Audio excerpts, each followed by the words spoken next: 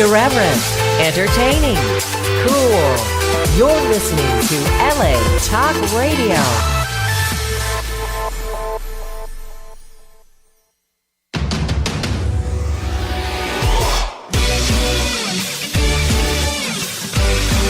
You're listening to Jenny's Real Talk on the Block with Jennifer DeVoe, only on LA Talk Radio. What up, motherfuckers? It's Jenny. Jenny's Real Talk on the Block. What up, LA? My favorite city in the entire universe. I'm here with my really awesome butthead of a co-host, the other Dave Navarro. Hey, how's it going? Kiss my ass. All right. Nice. I would have a couple years ago, but I'm married now. Nice. Shave it first. That's what some other girl told me, but I'm just kidding. That's always a rumor. That's always nice. It was a vicious rumor. Oh, the vicious rumor. Oh, okay. It was the vicious rumor. I think. Well, hey, maybe it was a compliment that she kissed your ass. I know you told her to shave I don't it want to first, talk about it. Okay, all right. It's embarrassing. It's embarrassing. I'm just kidding. It's not embarrassing. It's just a long story with a very short ending. Let's not go there. We don't want to take that much time away from our guests. We don't want to go and reminisce that much. I would like to hear the story. You want to hear the story? Okay, so I have got the wonderfully talented singer, and we won't get into what else she has done in the past, but we'll get always get into something. But the second I say the last name, most of you people out there will probably know who the hell I'm talking about. But this is Gretchen Bonaduce. Hello. Oh my gosh. I thought you just made me sound like a hooker. We won't get into the other things she's done in the past. I was talking about who you were married to. But Yes. That was quite some time. That's a little more what I was referring to. Okay, good.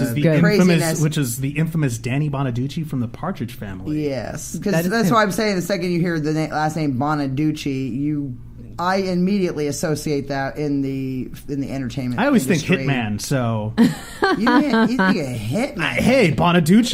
Hey, my name is Bonaduce. You know what I'm talking about? I'm about to hit you. Get it, Hitman? Sorry, that's about right. Actually, he loved to fight. Yeah, that sounds about right. Well, then there you go. So I was halfway there. If that's the worst thing a hitman does is hit you, then I'm down. Right. I'm a freak, but don't ask me. Anyway, we're here with Gretchen Bonaduce, who is going to be singing at the Grove this Friday, the 31st? 31st. Yep, 31st Friday, 7 to 9 at the Farmers Market. So if you park by the Dupars, it's right in that area, and it's just such an amazing time. I have friends who have played there. Do you know that International Swingers, the group, the International Swingers? It's like a super group. Clem Burke plays drums, and Gary Matlock from the Sex Pistols is on bass, and my friend James Stevenson, who plays in the Cult. They all, every once in a while, play there, and somehow I was able to get in there, so I'm very excited. What's the name of this group again? The International Swingers. And of course, Jen would love that name because she's an international swinger herself. Wow. That was a while ago. That was a while ago. I got it out of the life 2 years ago, so no. Wait, is that a joke or no? Let's hope so. So is it a joke that you're a swinger, or a joke you got out of it 2 years ago? Neither. Wow, you just made yourself look super cool there. Yeah. I live in LA.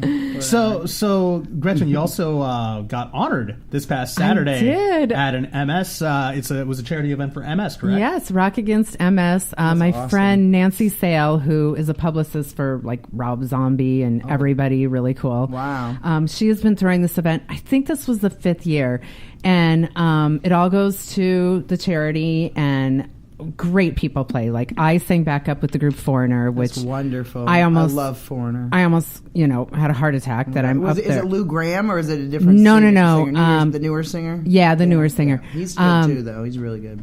But I just was so honored that what we did was a tribute to people that had passed away last year. So we did Suffragette City for Bowie, and for Maurice White, we did Shining Star. And I can't remember what else we did. Good stuff. And then Nancy Wilson from Heart headlined the whole show. So it was insane. It was so cool. I wish I had known about it sooner. I would have gotten tickets. Oh, I wish you would have. And people from Alice in Chains. So, it was a huge, huge deal. See, the great thing is I get tickets for free. So I should have written to them. If I had known that was happening or going down, I would have written a press request, because that sounded like a really good. It was amazing, and that theater is so beautiful. Have you ever been to a show there? No, I walk by it all the time, but I've never actually been inside. Spectacular! It is so unbelievably beautiful in there. It's kind of beat up. I don't even know the year. I'm going to say 20s, 30s. It was probably built. But it is just so beautiful. So it was a lot of fun. Yeah, but anytime, I do those things, I can put you on my list. So anytime. Please, that would be wonderful. I would enjoy that greatly. So you got honored, though. Only did you perform, but you got honored. What was the honor for exactly? Oh, I don't remember the specific thing, but they gave me an album, which I've always wanted my whole life, like a gold album. That's so I think awesome. this one is silver. But yeah, so I was honored I've been doing the show for 5 years. I mean, there's nothing Nancy could ask me that I wouldn't do to help her. Oh, I love the Wilson sisters. Ever since I was a kid, just Straight On For You, Barracuda, just so many good Dog songs. and Butterfly, and on and on. God. Well, she actually, Nancy did her side project. She just started a new side project called Roadhouse Royale. Nice. So that's who played that night. But it was just an amazing night, and a lot of fun people, and I think we're just going to keep building it. We're moving to bigger and bigger venues. So. MS is a very good cause to support. My best friend from high school since 9th grade, I'm going to say her, June Jessie on Facebook. I can't say her real name for reasons. But she has MS. She's been suffering. She found out in her 20s. She went blind. She went blind. Oh my gosh. She's not blind now. It went away, thank God. Like, I don't know what happened, but she had temporary blindness. And then that's when she went to the doctor, and that's when she got diagnosed with the MS. She didn't know she had that at all. And then and that's what caused her to have that. That was crazy. It's a terrible disease. It is, really and she has 2 little kids that she raises with her husband, and she just such an inspiration. Yeah, so. I can't even imagine. Like, I'm totally healthy and fine, and just being a mother trying to take care of everything. If I had that to deal with as well, that has just got to be. Well, you've gone through a lot of stuff. I have. I've been a single mom. I know what that's like. And I wouldn't imagine having something worse on top of it to deal with. Yes. But the thing is, Jen, is that Gretchen's gone through a lot of stuff with her ex-husband, Danny. Well, duh. We've all gone through things with our ex-husbands. I mean, but you didn't have Danny. I've had 2 ex-husbands and the ex-father of my son, who was like a nightmare. And I'm sure you've gone through like a lot of things in the aftermath as well as Gretchen, because I remember you telling me that Danny still has, he still talks about you all the time. Something Get about over it. Didn't you tell me something about your mom? Like, he said something about your mother or something like that? Well, because Danny's in radio and he thinks it's funny to say things. My mother actually passed away when I was 7. Sorry. And I didn't find out until I was 22 how it happened, which was then also trauma again, because you kind of have to deal with it. Yeah. And apparently she'd fallen out of a window when right after she had a baby, like a couple days after she fell out of the hospital window. We were living in Germany. It's like a very tragic thing. But he went on the radio and said I pushed her, and I'm like, oh my God. Wow. I know. That's just a bit. That's going a little too far. Way too far. Too far, yeah. Yeah, but he just thinks things are funny, and he's in radio and he can say whatever. So yeah, I've heard his show, and he does say a lot of crazy stuff. He does, but he really that's he molds him. himself after Howard Stern. He loves Howard Stern. I do too. I'm the female Howard Stern, but but I mean, it's like there's a line between being funny and crossing that line. There is still a line. Yeah, you still need to respect your guest, and not. There's certain subjects you don't talk. You don't hit on. Well, you just don't lie and say somebody pushed their mom out. No, but he not only did he lie about it, but it's like I know how close you were with your, how close you are to your family, very close, and you're a great mother. And I mean, how is he that on the side? How is he with his kids? Like, how close is he with them? I mean, he doesn't. He's in Seattle now. Yeah, he's in Seattle. He's been in Seattle for a few years, and before that, he was in Philadelphia. He doesn't really see them very often because he doesn't live here. But the one thing I will say about him is he has been very financially responsible. Like, I know so many women who've lost their homes and all kinds of things because their ex-husband won't pay the child support, won't pay the alimony, and I've never had to deal with that. So at least there's that. But yeah, he doesn't really see them too often, and you know, his loss, my kids are so great. Oh my God. How many of your kids are with him? None. I have them. No, what I'm saying is physically with him. You know what I mean? Oh, physically. You know what I'm saying? Like, how many kids are by him?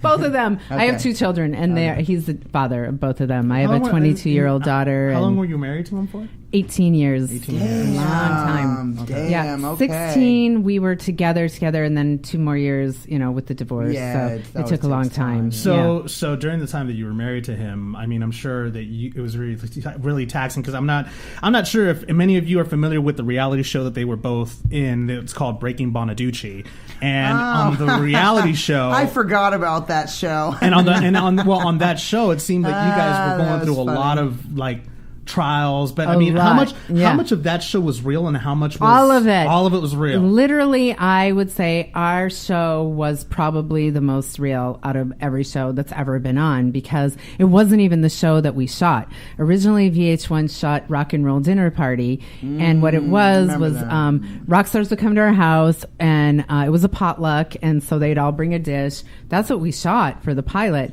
That's and cool. Then I know, but they go, oh, you know what? We don't really like that idea, but we like you two, so we're going to go ahead and give you a show. So we ended up planning all these things, and then he just kind of went insane, and they're like, just dump everything and follow him. And that's essentially what happened, is they followed what was happening to us at the time. Now, I didn't really realize at the time that they were catching the implosion of our marriage, but that was pretty much what it turned into. Wow. You know, things were just really not good. And that pushed it a little bit more further, you know, over the edge, that entire show, the stress of everything. No, you know what? People ask me that all the time. They're like, well, do you think doing a reality show caused you to get a divorce? I'm like, no, that was happening whether a camera was running or not. Right. So I don't feel that way. I mean, some people may feel that way. They just happened to be there when it happened. I mean, I definitely feel like Danny was under the pressure to deliver a good show, so maybe he was crazier than he normally is. He amped it up a little bit. I think he maybe did, but he couldn't stop himself. Like, I don't think I'd be going, oh my God, you're ruining your career, stop this. And he just could not do it. Like, he was, I really feel psychologically, he felt so under pressure to do a great show. And people were, you know, kind of praising him for it. It's like, oh, you're the craziest guy I've ever seen. And he loves that. Like, the negative reinforcement made him go further, you know. Little did they realize that you were the one that was actually suffering the entire time. It was bad. It was not. But the upside for me was that people were witnessing it. So, you know, no one ever walks up to me anymore and goes, hey, why did you and Danny get a divorce? People are like, oh my God, how did you stick that out for so long? Right, so out of the entire show, I mean, what was finally the straw that broke the camel's back, that finally you said, you know what, regardless of the therapy that we're going through, the family therapy, what was finally the last straw for you that you were like, I can't do this, I'm done? Well, we ended up doing a second season because we felt like he had damaged his reputation so much. We needed the second season to be, you know... repair? Yes, exactly. And that's what we went into. And then from the first episode, he just went insane again. Oh, I'm like, my this God. is not what we wanted. Well, when you say insane, like, what would he do that he was like... Well, I think that a lot of times producers know buttons to push. Oh, and yeah, so, that's what they're supposed to do. Yeah, it's so, to ramp it up. Yep. So from the first episode, the second season... they sent Danny down to Mexico City to talk to the actors that were dubbing our voices in Spanish. and so they showed him the scene that they knew was going to press his buttons. So he's standing there talking to these poor actors in Mexico City who are afraid of him because he's like, you're not mad enough and you need to be madder. And, you know, it was just... really crazy. So that's what tripped him off for the second season, just, you know, be so insane because they knew what buttons and things were going to make him really upset. So he's just getting angrier and angrier. Yeah. Well, what made him so upset the first season was There was my birthday party. I had a birthday party, and one of my friends threw it, and she said, do you want to know what's going on? I'm like, no, because it's TV. I didn't want to know. I'm like, I want to react how I would, so don't tell me anything. I'm just going to show up. Well, I didn't know she had hired male strippers to come to the hotel. Nice. So I guess Danny's friends all were out that night, and one of the producers on his radio show knew that and told him. So that's what tripped him off into this like crazy meltdown. And then that was the scene they showed him for the first episode, and so he just went crazy all over again. It was nuts. To our listeners out there, if you have any questions for Gretchen Bonaduce or myself or the other Dave Navarro, but especially Gretchen, Dave Navarro, she is the guest. Please call 323-203-0815. It's 323-203-0815. And call in and just give us comments, say something. So far, this is a very interesting conversation. No, it's a very interesting conversation, but we also want people to interact with us, Dave. I know that. Yes, call in. I would love to speak to you. This is a radio show, and we want to hear from our listeners here on Jenny's Real Talk on the Block on Channel 1 LA Talk Radio. So if you're scrolling through and you're bored as hell, fucking call us. 323-203-0815. I don't know what the hell you're waiting for, but so how many seasons did this show go? It went 2, and then we declined to do a third season because we're like, if we do a third season, we're getting a divorce, 100%. We cannot withstand this. And so we offered them another idea that we executive produced on called I Know My Kid's the Next Child Star. And the concept of that show was we would take mothers and fathers and child actors, and we put them all in a house. And then we were trying to find the best combo of who's going to be a good parent and also a kid who's very talented. Because we didn't want to get the screwed up parent who really just wanted their kid to be famous. So that was a lot of those. Yeah. Oh, God. Honey Boo Boo. Oh, I did not say that. Sorry. Yeah, there's a lot. So we offered that as a third alternative. So we only ended up doing 2 seasons. Now, had I known we were going to get a divorce anyway, I wish we would have done a third season. But just to get the money out of it. Yeah, exactly. No, exactly. I mean, we're going through this fucking hell anyway. Might as well just get paid for cash, it. Yeah, right? yeah. Why not? Yeah, but would have paid you more for the divorce. No, him. Well, he had to pay for the divorce or make him pay for the divorce. I know. I would have. I don't even know. I think we each paid our own fees. All the hell. I'm just saying. All the hell you put me through, you douchebag. Yeah. You're gonna fucking pay. Well, I'm sorry, go ahead. I was going to say, well, that's the one thing. Like when I left, we had been married 16 years, 18 total. Long time. So in the state of California, you're entitled to half after 10 years. Right. Yeah. Well, me being the stupid idiot declined to take half because I just didn't. I mean, I was taking half and it was a lot. So I'm like, how much do I need to soak this guy? So I've always tried to take the high road, which is why it really makes me mad when he says mean things to me. Me too, but you always get screwed over in the end because of that. Well, you're trying to be the bigger person, and then they like. It's hard for me to say I got screwed over because I did get half, and it was a lot. But once I lost my alimony, it did make my life a lot more difficult, because I could have had it forever. I could have had lifetime support, and I just didn't feel like I wanted to do that to some guy. So you had children with him, honey. I know, and plus what I put up with. Sorry, you got 2 kids. The kids live with you. Yeah, I'm sorry. It's true. I had them most of the time. Yeah. I'm the one that's got to take care of the kids. I'm the one that's doing all this work. Sorry, but it is what it is. Well, and also I kind of feel like, and this may sound insensitive, but I totally feel like you do a fun radio show. It's not a job. It's just something fun. I'm the one that's getting kids to and from school, taking them to doctors and dentists, putting up their tantrums. And the radio shows are a lot of work. Yes. If you're the producer yourself. But he has producers. Yeah, if he has people doing everything for him, then that's different. Yeah. I'm the producer. He's the producer. We run everything. We have to go out and get the money. We have to go out and get the guests. We've got to go get everything. Now, I see where in his case, and then plus he, it's not like I grew up in a goddamn Partridge Family. You know what I'm saying? Didn't have a magic bus all painted up with flowers and hippie shit. I mean, we don't. That was a cool Mondrian bus. That's great. I'm just saying we didn't all have that childhood. But you know what? I think that was a blessing and a curse, honestly, because child stars have it hard. Yeah. I mean, to me, it's all in the parenting. I think if you have good parents, like Ron Howard, Jodie Foster. I mean, there's a million examples of people who Drew are Barrymore. fine. Yeah. Well, she kind of, but she's great now.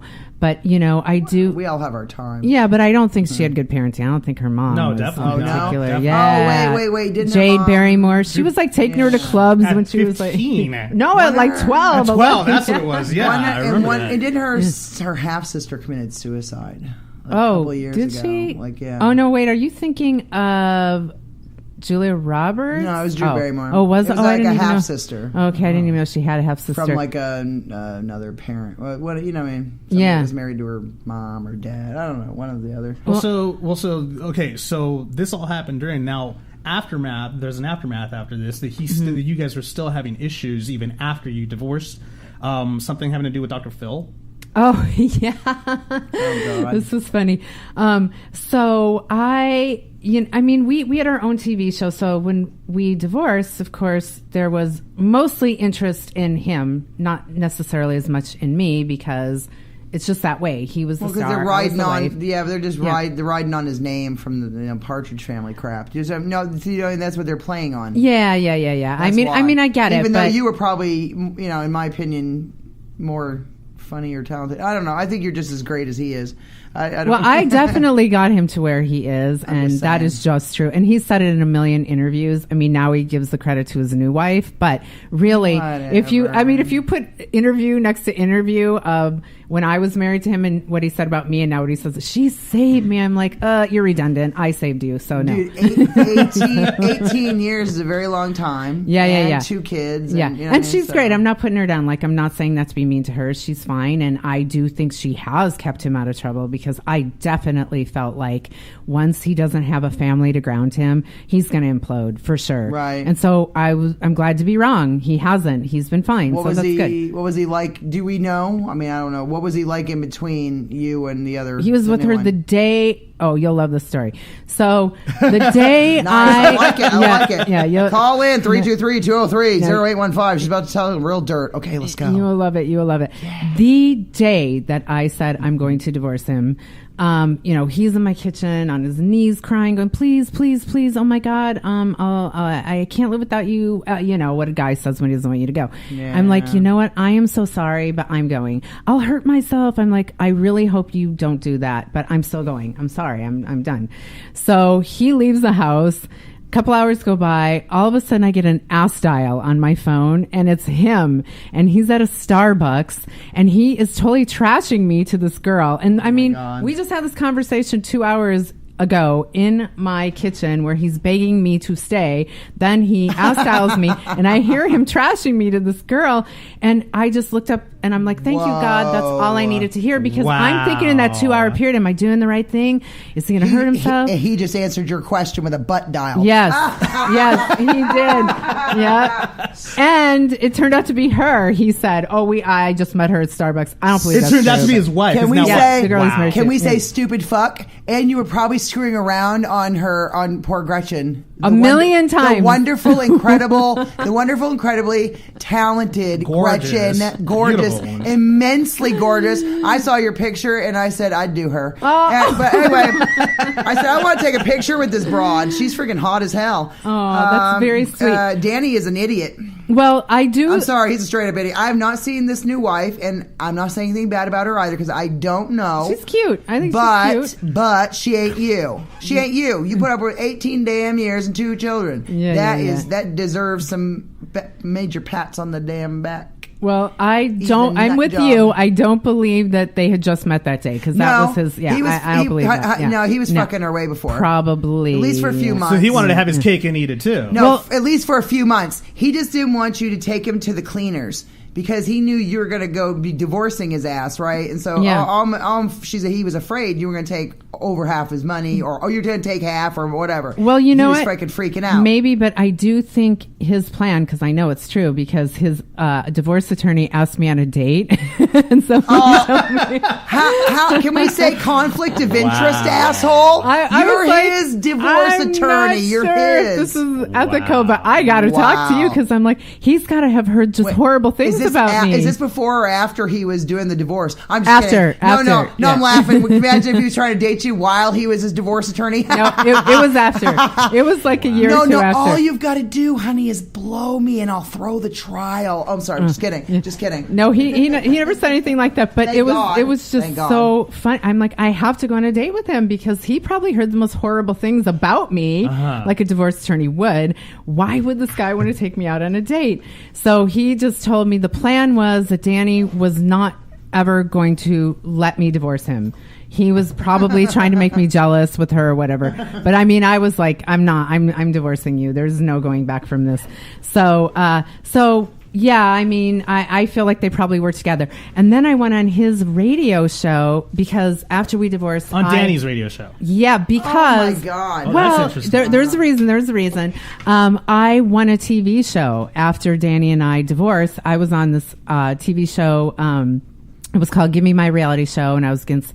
Kato Kalin, and Tracy Bingham, and a girl from American Idol. I forgot her name. She's so sweet. I can't remember her name now. Susan Olsen, who's one of my closest friends, love her. It was an Adrian Curry, who's another one of my friends. But it was a show where they took people who had already had reality shows, and you all had to try to win your own reality show. Well, not in a million years did I ever think I could win because I don't have a Baywatch fan base. You know, that's Tracy Bingham was from Baywatch. Right. And the girl from American Idol. You know, I don't have Everybody that. had their own fan base. Yeah, exactly. You I had the Breaking Bonaduce, but it wasn't that kind of a fan base. Mm-hmm. So I just assumed I was going to lose. And then they did it like the election. It was the year Obama won. So they did the same. 2008 or 2012? 2008. All right. And so what they did was they had this big map on the wall, and whatever states you took, it would light up. Well, I knew you only needed one person in that state to vote for you. So I'm just like, oh, how cute. At least one person voted for me in each state, never thinking I won. And then I won, and you should have seen Tracy Bingham's face. Oh my God. She was like shocked. I was shocked. I never expected to win. And so the reason I went on his radio show after that was because, of course, we're doing a TV show. They're like, why don't you and Danny have a little get-together on your show, on his radio show? I'm like, all right, that's fine. I'm a producer. I get it. I don't love the idea, but okay. So I go on his show, and he just is so vicious to me. And it says to me, I don't know why you're so mad. I only cheated on you 12 times. I'm like, Whoa. 12 times. I'm like, oh, I'm sorry. 12 times. 12 different people? Oh, yeah. Oh, no, I'm sure it's more like 50. So I was like, oh, 12 people. 50 times.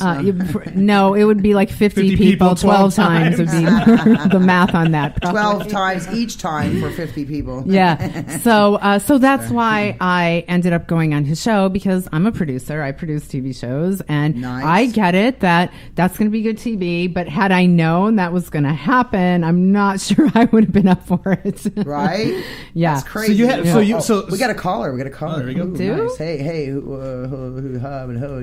are on the air. Jenny's the Real Talk of the Block. Who am I talking to? Yeah, hello? Hello? Yes. Is this Jenny's the Real Talk? Yes, it is. Is Dave Navarro with you? Yes, the other Dave Navarro is here. Yeah, I'm here, man. The other Dave Navarro. Yes. This is his cousin, William. Billy Bones. Your cousin's calling in. What's going on, brother? How's it going, man? Nice. Somebody took mercy on us and called. What's going on, man? I'm right here in the gym. Nice, and you're listening to our show. That's awesome. How you enjoying it so far? I saved your text messages, and you're like, it's your last time, and then I'm like, and then I just remember, like, oh man, today's Wednesday, and then, right on, man. Your show with Jenny from the Real Talk Block. Yeah, whatever. Sorry. Yeah, I know I messed that up. Sorry. Who cares? Well, he's at the gym. He's panting. He's like dying right now, so he's trying to conconcentrate while he's like, at the gym. So that's a good thing. So you're at I'm good. I'm on the treadmill right now, so I'm just walking on the treadmill right now. So what do you think of the show so far? What do you think of our guest Gretchen Bonaduce? That's good, man. Like, you know, real good. Good. I'm just glad you didn't say she sucks. When I come to listen to it. Good. Am I on the air right now? Yeah, you're on the air right now, man. Oh man, this is the second time I'm on the radio. Right on. Well, hopefully it won't be your last. You know. Sorry. Why'd you have to do that? He made me drop my my Twitter feed here. I'm sorry. No, I'm just being funny. Right on, right on, bro. Well, thanks for calling in, man. Yeah. Oh, no problem, man. It's fun to say what's up and say hi to you and Janie and keep up the good work, you guys. Thank you very much. Appreciate that. So, all right. I'll talk to you soon. All right, man. Yeah, this was fun. I mean, the only thing I wish is we had drinks. That would make it better. We're working on that one. We're working on that. Do they allow you to have drinks there or no? They Frown do. upon They it. just need to know always what's in the drink. Yay. It wouldn't be the first time I've drank in a radio station. Nice. I believe that somehow. 5 years on the air. My ex co-host and I, we were on Steph and Jen Get Real for 4 years, and we always drank whiskey and or vodka in the station, in the studio during the live broadcast. And we've been sitting there smoking on the friggin', what do you call those? The crack? The e-pens, the e-cigs, you know, it's like vape, the vapor things, pens for pot, yeah. So we'd be sitting there smoking pot through a vape pen and drinking whiskey. Wow. Oh, that's awesome. Well, during the broadcast. Whiskey's my favorite drink, too. Awesome. Jack Daniels. Hey, No you're thanks. lucky if she didn't have a line laid out for you on the fucking desk. I don't go that far. I don't go there. This is how she rolls. Yeah, so, I'm not. you know I'm what not. saying? I'm not. I don't go that. to that end. I'm just saying, I know how my ex co-host rolls, you know. So Drugs, drinking, and fun. So I had like the initial question actually that I had for Gretchen. You segued into another story. Oh, was the Dr. Phil? Yeah. Show. Okay. So after we were getting a divorce, Dr. Phil likes to do the bring everybody together show. You know, I mean, that's what he does. It's at the end, they always do that. He tries to fix things. Yeah. So Danny and I shared the same agent, and I got a call, and they're like, "Do you want to do Dr. Phil?" I'm like, "Yeah, I would love to." But just saying that, this isn't going to be the Dr. Phil Gets Them Back Together show. So I'm just telling you that up front. That's not going to happen. So they write me back and say, "Okay, well, Danny's going to be in studio, and you're going to be at your home by B-roll." I'm like, "Why? Why is that? I don't understand. Why am I not going to be there at the same time?" So there's like different people told me different things. I don't know what the reason was, but they came over to my house. They were rolling. I said, "You know what? If I find out that Dr. Phil, you let me just be manipulated, I'm going to be really mad that I didn't get to come in because it gave Danny the better position and I was going to be by B-roll." And again, I don't know what transpired, but anyway, it was supposed to be him there, me at my house. So the next day they called and they go, after they came to interview me and saw me say that, they're like, "Hey, would you like to be on the show?" I'm like, "Yes, I would." So I did get to go down and do it. And it was great because they had already taped his segment. So I was on a different one and then they just cut it together. So I was so happy that I actually did get to do that because it's important, you know, when you're in showbiz, you got to keep yourself out there. I am entitled to my opinion and telling it myself. I don't need someone to, you know, be representing me and what they think is what I think. You know, I want to say what I think. Not to mention the fact of the matter that, you know, like you said, Dr. Phil is a fixer, but at the same time, you have to look at it as, well, you can't fix this. Yeah. So, But he was fine with it. He let me on. So I don't know what happened where I got the information I couldn't be on, because when he found out I had that information, he invited me to come and be on. So it wasn't his idea. It was probably someone, one of his producers. You know what? I don't know whose idea, but the end result was I got to be on the show. Good. So yeah. So I don't know if it was the agent was trying to give him a better position, or Danny said, "Don't let her be on. You know, she's only on because I approve it and I'm not I don't know. know. Like, who knows? You know showbiz. Everybody's trying to screw everybody at every chance they get. And so, which is really stupid. That's why I'm an independent producer. Independent. Yeah. I make my own movies, my own TV shows. I make my own everything. Yeah, it's better that way. Yeah. I mean, when you involve people. Being fully independent. I mean, the only thing I need from other people is like getting funding and things like that. Yeah. Other than that, I can do. I have access to everything. I don't care. I have access. When I start throwing my own concerts and events and other things that we'll be doing very soon. If the other Dave Navarro wants to get on board with my wonderful ideas, I've already put in place a lot of stuff. So once we start doing all that, I just need like venues, food trucks. I have access to all that stuff. I have access to bands. I have access to artists. Mm-hmm. So I would love, for you to perform at some of our. Oh, we would love that. Some of our plate things if you would. I would love for you to come on Friday to see my band. No, that's a definite. Yeah. I want to come and check that out Friday night, 7 to 9 p.m. Don't forget, go to the Grove. Fairfax, the Farmers Market at the Grove. It's Fairfax and Beverly, right there. Fairfax and by the Dupars. I know by Dupars. Right. That's the closest, I think, walkway into the Farmers Market portion of where we're going to be. Like, I like that area. I film. I film like Bill Maher. I film for Bill Maher. I do background acting also. I do everything. I do the Bill Maher show over there at CBS Studios right there. So. I know that area pretty well. Yeah, I like him. I know he's funny. He's so damn funny. Yeah, he is. I like going to the Thursday afternoon thing where they do 2 hours where he tries out the writers' jokes on an audience to see how well they're going to do before the live taping on Friday night. And do they tape that for the internet or something, or is there like another show? They do the after the. They do like a segment after the show with the guest or something. They do some other little thing. Yeah. I mean, Danny used to do his show a long time ago. Yeah. I'm sure the different show because he's had a couple different ones. Oh, okay. Yeah, and he was always so nice to me. Because he seems kind of like Bill a Maher. jerk. Yeah, but he was nice to me. Bill Maher's actually he's very funny. I've heard. He doesn't. Okay, so when it comes to the extras and crap like that, right? Mm-hmm. He don't like you talking to him.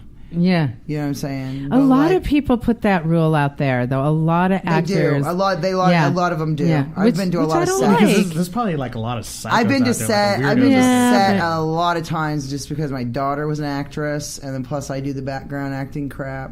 So I've done a Netflix movie and some other things.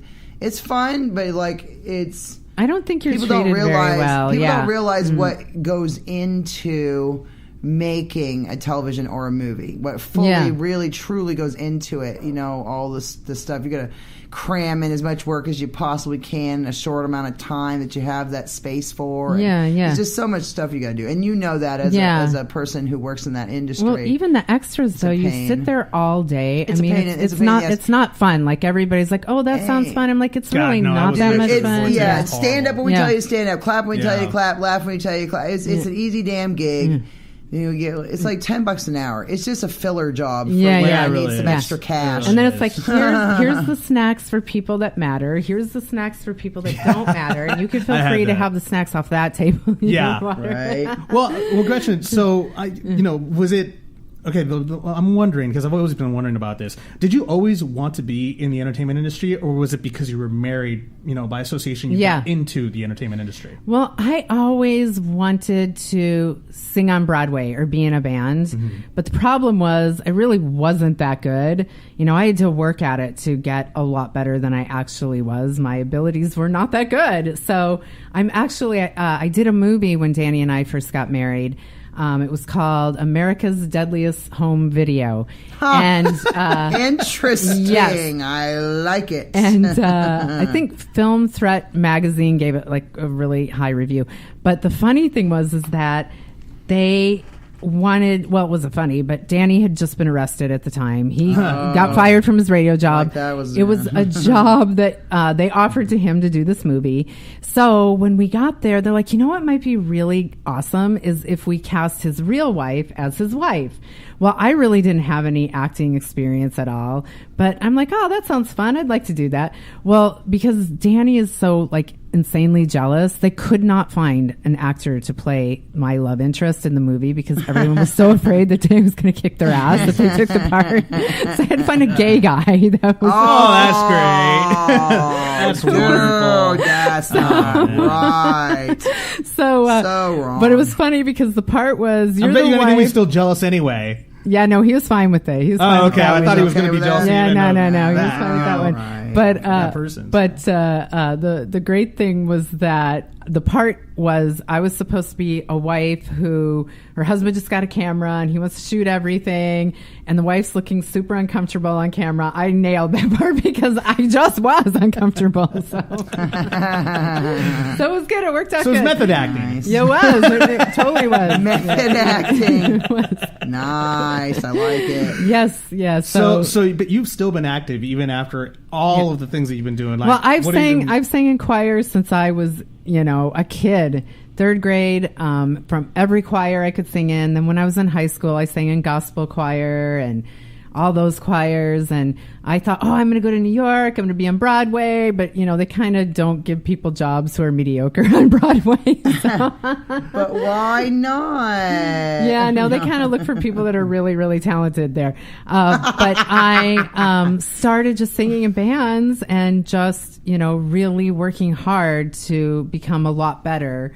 And when I was with Danny, I wasn't really in bands till the end of our marriage because there just was no way you could do anything. Like, I was a huge babysitter for, Right. I had to take care of, because I managed his career. I had our children, all of our business. Like, I was in charge of it all. It was a lot. It was a lot. So and on top of that, his jealousy also like No, he was so bad about anything. If he provided the opportunity, it was like, oh, look how great I am. Look what I've done for you. But then if I did something on my own, it was like, that's stupid. I wouldn't even mention it. You're just you're never gonna be anything. Everything's about him. Yeah, one of those. So there was no doing anything. And then the only reason I ended up getting in that band was when we started shooting the TV show. I kind of needed stuff that was me and my own that we could shoot that didn't have to do with Danny and myself. So he had a friend, actually a great singer. Do you know? I forgot the actor's name from Star Trek who played Scotty. Last name was Doohan. Mm-hmm. I remember. Yeah. Well, his son. I just know him by Scotty. Yeah. Well, his son Chris Doohan is as good as Journey, like the Steve Perry singer. So he had a band, and they offered to let me come and sing a little bit with them, and so that's how I started back into bands. And then when I got a divorce from Danny, I really wanted to do it. And this band played maybe twice a year. They were just not a band that played out because we were literally the world's richest garage band. These guys were all CEOs. Nice. So they didn't really have time. Or it'd be like, hey, you guys want to play? It's like, hey, no, I'm in Aspen this week. I'm like, so their garage was like a 10-car garage. Oh, the guy owned, our drummer Steve owned a landscaping business. So we would practice at his landscaping, huge compound out in Van Nuys or wherever it was. And so I wanted to play out more. And I knew these guys. They all had families. They all, like I said, were traveling to Aspen and blah, blah, blah. So I started a band with a group called the Peppermint Creeps. You probably know them. Yeah. Yeah. So I haven't heard that name in a while. Yeah. So Nice. I asked them, hey, would you guys be interested in maybe doing a side project? Because they had their, Peppermint Creeps thing that they were doing. And, I totally oversold them on it because I thought, I'm coming off a TV show and not being in bands and from Hollywood. I didn't know anything about it, So I'm like, we can play anywhere we want because I'm Gretchen Bonaduce and everybody's going to book us. And then, I'd call. They're like, sure, you have to sell tickets and you have to hand us the $300 before you get it because, that's pay what to play. happens. Yeah. Because I book bands for clubs and the whiskey. Well, I didn't know. Room. It's a pain. I didn't know any of that. It's such a bitch. Yeah, it's and I didn't know. It really is. It's way harder than you think. So much harder. It's such a pain in the ass, and you got to you got to get this many people. Oh yeah. I take it. You have to, and they won't even let you step on stage until you hand them the amount of tickets the pre-sales that you're supposed to do. Yeah, it's annoying. Because I'm not from the band world, I had no idea. So I'm telling these guys, we're going to play all over the world. We're going to be doing all these I learned this from doing radio the last 5 years. Just like I've dealt with a lot of bands and artists and stuff, and seeing their frustration and all the crap they've had to go through. So it's interesting. You know, it's a double-edged sword because I'm a promoter, so I do. Yeah, and I mean, who you manager. I'm a manager and a promoter. Yeah. I know you used to do promoting for 10 years. So I'm saying for clubs. Well, these are for clubs, Hollywood, not for like still, they don't have bands. or anything. But it's still promoting. It's still marketing. Well, it's still hard. The thing is it's about not, Hollywood clubs is that we always get like artists that are hugely popular, you know, stuff like that. So it's the opposite. In Hollywood clubs, we have to pay them, and then as promoters, we have to make up the difference at the door. We have to make sure that we have the money to pay that artist because the club doesn't pay for it. Sometimes the clubs, there's certain clubs they'll go ahead, they'll pay for like half or maybe for a quarter of it. Yeah, but the rest, we actually like if it's a huge artist. Then we have to go ahead and make sure we have the money to pay that artist. Yeah. And then on top of that, sometimes the artist gets a piece of the door too. Right. Or liquor sales. Or liquor sales. Well, whatever, that's how the promoters make money. They make money off of bottle service and off of mostly liquor sales. That's how they make their money. Depends how big the artist is. If it's these little bands that just play at the Whiskey and the Viper and crap like that, it's not the same thing. Yeah. But that's what I was going to say. They got to bring in their own money. They got to bring in, sell their own tickets. They got to do their own thing. It's not. Yeah. But I do have sympathy because a lot of those places let you play for free, though. Yeah, but I think a lot of those places are, you know, barely hanging on, so they're trying to keep their doors open, and so the best way they can do it is to make sure the bands they're booking are going to bring in people that are going to pay. Yeah. So it's just a kind of a vicious cycle. It sucks, but a lot of these clubs in Hollywood today, from what I've understood, they're on life support right now. I'm sure. Hey, if you're going to let my band play for free, and I got to sell 10 tickets, and that's it, okay, I'm down.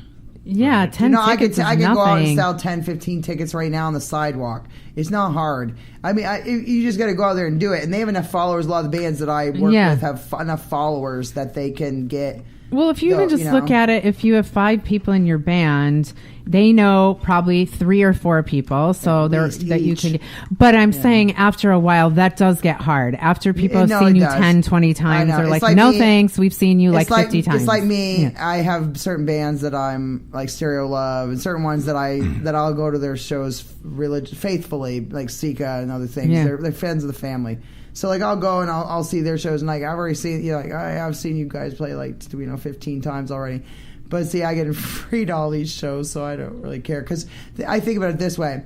Yes, I've seen them a bunch of times. Yeah. But I may have not seen all the other bands that go on before and or after them. Yeah. That's what I'm also looking at. So I got to think of it from that aspect. Right. Well, you promote. I'm just old, so the last thing I want to do is be in a band. Be in a bar at. Honey, if you're old, man, oh my God. People are like, we go on at 10:30. I'm like, have fun. I'm in bed at 9:30. So sorry. I'm up. I got to be out there at like. Friggin', there's more times when I don't get home till like 2:30 in the morning. I can't after covering shows, and then I got to turn right back around and go to my day job. And then plus my kids and everything else. It's just. Let me just say that after 10 years. Oh, we got a call. We got a call. Good. You are on the air with Jenny's Real Talk on the Block, and with our Dave Navarro and Gretchen Bonaduce. What's going on? You guys are harder to get a hold of than Kiss FM. Oh, that's awesome. I love that. I'm so sorry. I have called like 5 times in a row and finally got through. I am so sorry. Well, then that means lots of people are trying to call in, I hope. All at the same time. Yes. What's going on? Well, Dave, do you know who this is? Raquel. I could recognize that voice. Is this Raquel? This is Raquel, Jen. Is this Raquel? Yeah. Oh, my God. What up, Raquel? Jennifer. What up? Jenny's Real Talk on the Block. Our psychologist, Are you a psychiatrist or a psychologist? Actually, I'm neither. I'm a marriage and family therapist. Ooh, I like that even better. I've had to use you many, many times. Nice. And I hope you've had a good experience. I have. It's always helpful. And, sometimes it doesn't come out the way that people hope. Like sometimes people are going and hoping things will be saved. But sometimes you realize this is toxic for me and I should go. And, talking to a therapist like yourself, you realize that sometimes. And I know you've been listening to the show, Raquel. So seeing or hearing what's been going on through Gretchen's life. I mean, what's your take? Well, there's so much that actually resonates with me. I do like how, Gretchen, you referred to the fact that you did go to therapy and use that, because some people may be ashamed of that or reluctant to try. It's so helpful. I would have to say that I admire that. I think it's a really good thing that everyone should do, and especially when you're having issues, because it's just someone who's qualified to help you.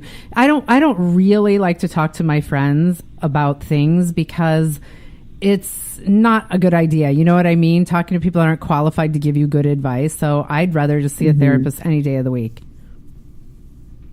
And you were totally right about the toxic thing. Sometimes what I say is sometimes relationships don't work out, and that's not necessarily a bad thing. No, sometimes it's better for... Sometimes it's better for everybody involved. Yeah, I think in our case it definitely was.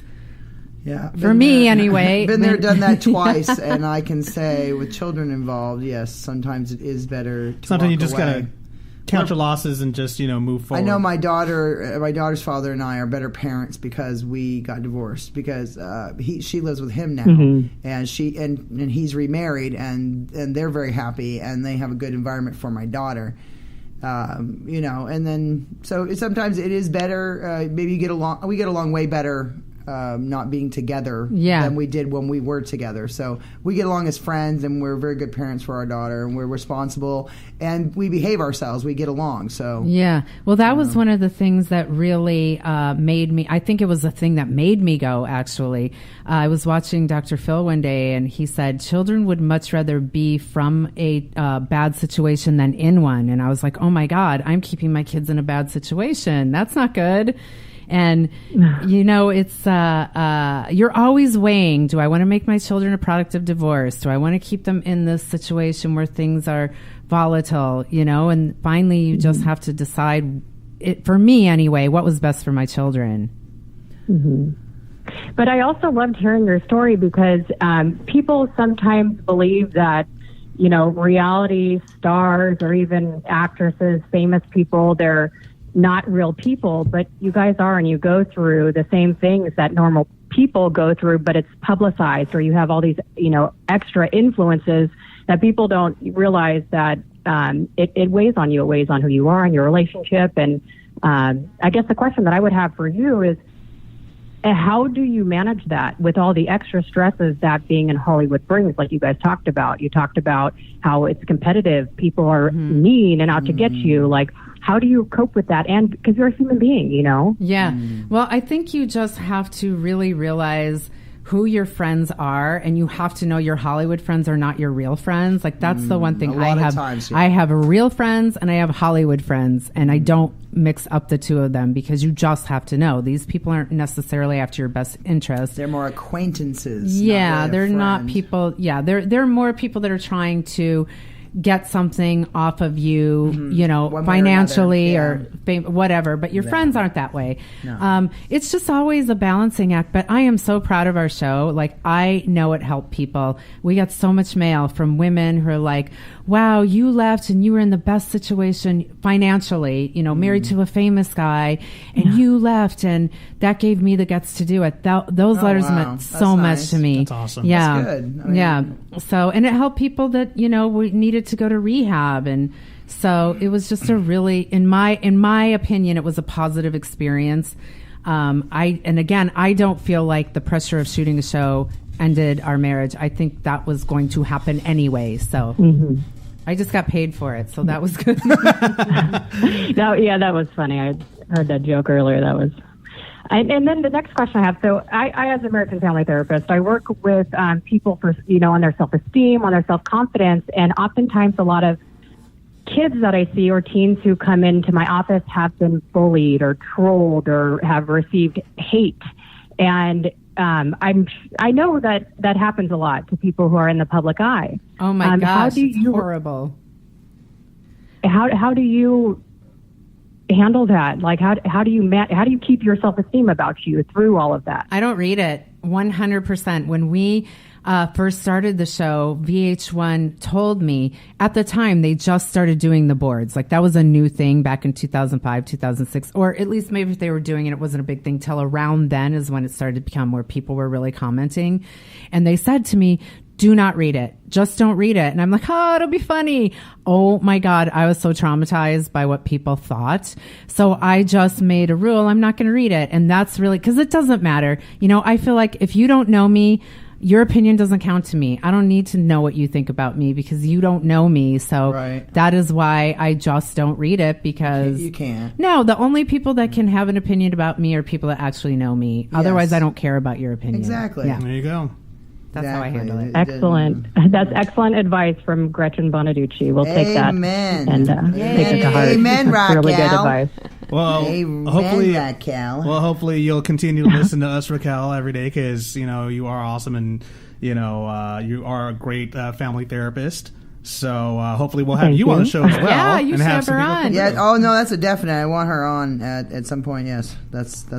But I do have to say that I am a great family therapist, but not a couples therapist because most of my couples end up breaking up. So there you go. If you're coming to me for therapy, you're probably going to end up breaking up. Oh, stop that! Stop that nonsense. You're fun. You're hilarious. That's a good. Me personally. Awesome. Okay, that doesn't do good for your sales. Anyway, this has been the wonderful first hour of Jenny's Real Talk on the Block on LA Talk Radio Channel 1. You have been listening to Gretchen Bonaduce, former wife of Danny Bonaduce, and great singer, and she's been on all kinds of great TV shows, and she just, and March 25th, they just did the MS, what was it? Like a tribute Rock to Against MS. Yep. Rock Against MS on the 25th. And this coming Friday on the 31st, she will be performing with her band at the Grove, the Farmers Market in LA. So going on down there, 7 to 9 p.m. this Friday. I'm going to be there. I am as well. I'll be there too. So the other Dave Navarro will be there. Well, I would hope you're going to be there, Gretchen. But you're the one performing, man. Seriously, if you don't show up, that's just wrong. But so go watch Gretchen sing this Friday night, 7 to 9 p.m. Free show. Go on down, check it out. So you have no damn excuse. It doesn't cost you anything. Go down there and watch the show. Great rock concert. It's going to be fun. I'm going to be there. Jennifer DeVoe. The other Dave Navarro will be there. Yep. Silent giggles in the corner. My friend. She's been really silent today. My friend T-Dog is, anyway, she's not laughing as much today. You've been listening to the first hour. Second hour, we're going to be bringing on Alex O'Neill from a really, really great band, Angel City Rockers. Really great local Los Angeles rock band. I have seen their shows before at the Whiskey.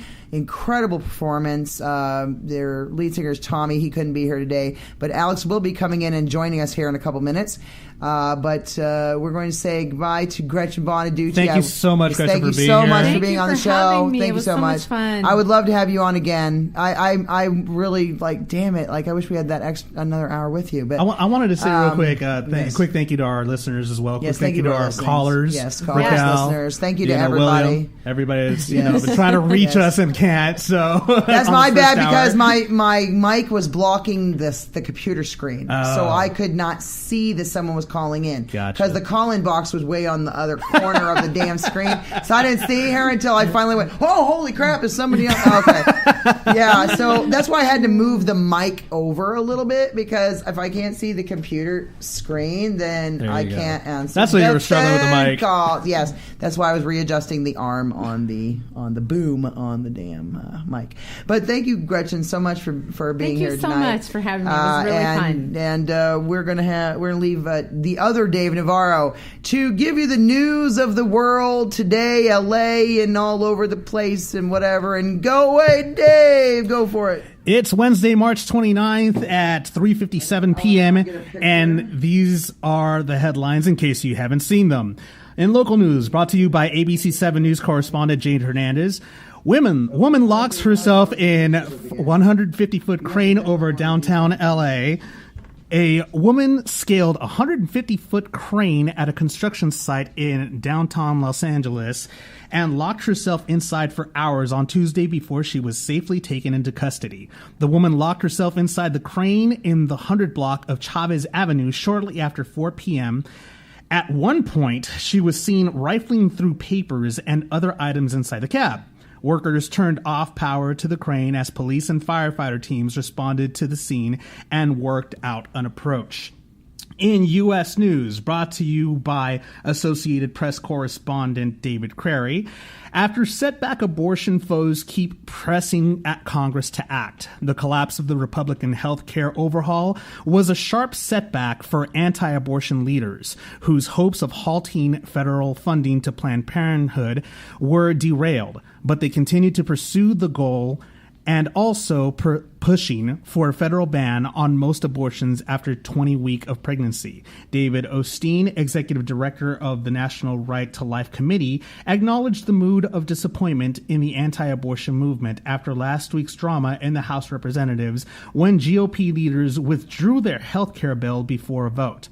The measure would have cut off more than $400 million in Medicaid reimbursements and other federal funding to Planned Parenthood for its non-abortion services.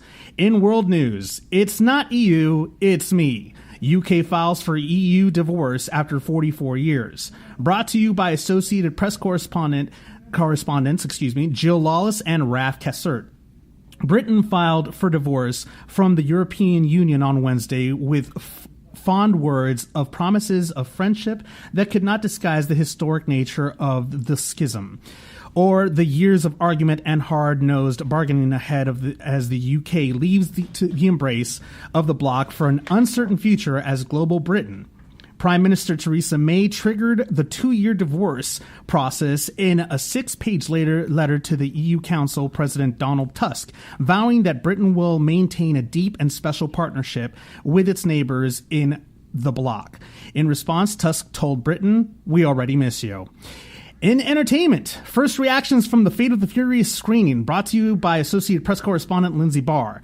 The Fate of the Furious is in, and it's good according to the first reactions to the upcoming film. Universal Pictures surprised CinemaCon audiences on Wednesday with an unannounced screening of the 8th film in the franchise, and praise spread quickly on Twitter. The Hollywood Reporter's Rebecca Ford said it was perfection, while the trade publication's Aaron Couch noted it had some so bad they're good moments still.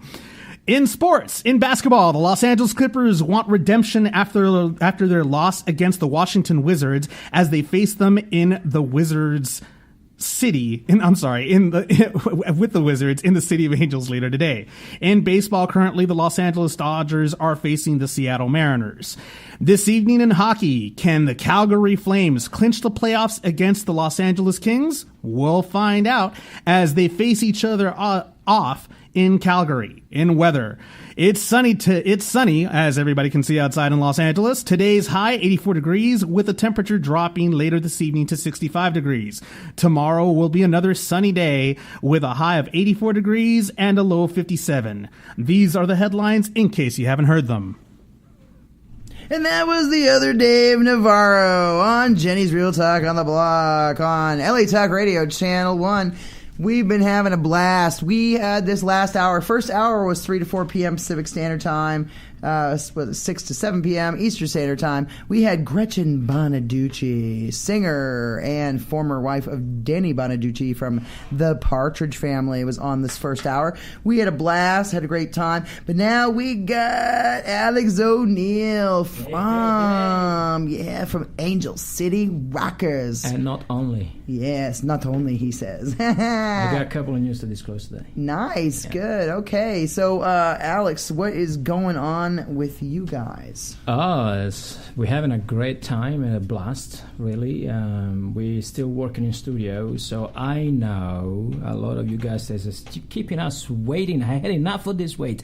Trust me, it's worthy. All right? We're working on the mixing. We're working on putting everything in the right place, and I'm very OCD. Right, really OCD. I love you on stage. I loved you on stage when you were shredding on that guitar. Oh my God! There's this one song you were playing towards the end of the set. It's one of your big ones, your signature pieces that you do. Fight. Yes, Fight. Oh my God, I was freaking going Fight. I was like really I was jumping up and down, getting right into it. Tommy's all shredding, singing on, and you were all shredding the guitar and the solo you did, and I was like, holy crap. These guys can play, and that's what made me approach you guys. Thank you. Because I was like, whoa, talent. This was at the Whiskey. Yep. A couple months ago? Yeah, it was in January. Really good show. That was a great show. Yeah, we had quite a blast. I mean, we've been writing music for 8 months now, and we performed most of the songs live. Just to see how they work. I guess the audience has been treated a little bit like guinea pigs, and everybody seems, I know, right? Everybody were happy, so I'm like, the songs work, so let's record them. Obviously, we put in extra touch and extra details in it, which is gonna make the songs a little bit more standing out.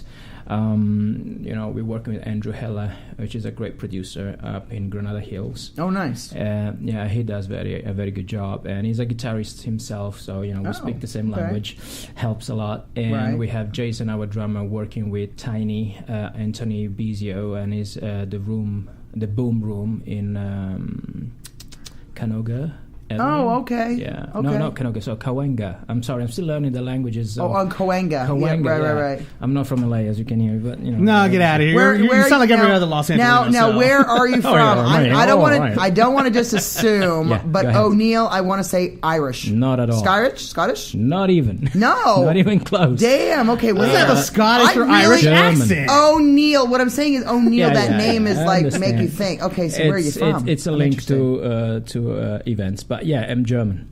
Nice. Ja. Das Ich Boot. bin German. Das Boot. Ja. Go to the chopper. Du hast mich. No, du hast Was mich. ist mein Schnitzel? Remember Rammstein? Du hast mich. Du hast mich. Du hast mich nicht wahr. Yes. Sonne. Yes. I love it. I love it. Let's turn it back to English. Oh, that's tough. Let's go back to England. That's what I passed I know, right? I know quite a few words in German, and a lot of them are swear words. So well, that's awesome. In the 80s now I can use them. I have a German guest. Nice. Well, but they were spreading those words more than anything else. Do it to adult entertainment. German adult entertainment was one of the first to go around do the crazy things. So that's where we landed. Well, makes sense. Those are always great. Those nutty Germans.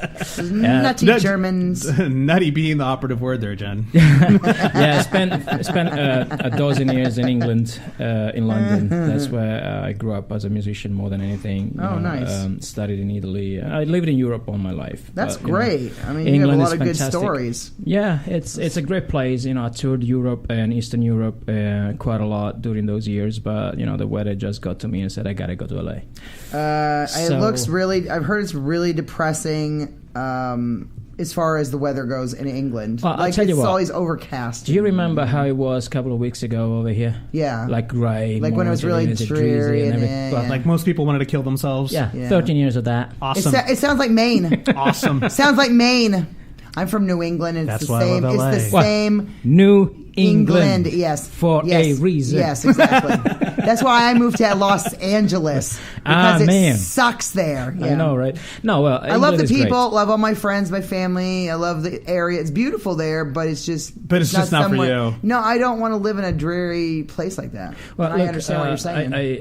I love England. I mean, my heart would be with London forever. But looks like a great fun. Looks like a lot of fun there, though. Yeah, there is a lot of music going on. The women. The scene. I'm not sure about that, but the scene.